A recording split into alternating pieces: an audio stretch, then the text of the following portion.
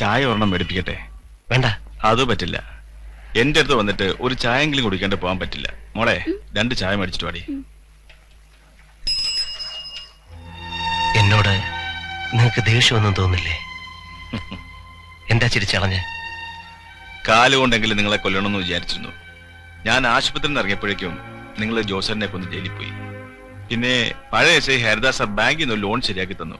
Cycle shop തുടങ്ങി. കൈയില്ലാണ്ടായപ്പോഴാ ആലോചിക്കാൻ തുടങ്ങിയത്. തെറ്റും ശരിയും അപ്പോൾ മനസ്സിലായി. എന്റെ കൈ കളഞ്ഞത് ഞാൻ തന്നെയാ. ഞാൻ ചെയ്തു കൂട്ടിയതിന്റെ ഫലം. പക്ഷെങ്കിൽ ഇപ്പൊ കെട്ടികളും മക്കളും കുടുംബമായിട്ട് സുഖം, സമാധാനം.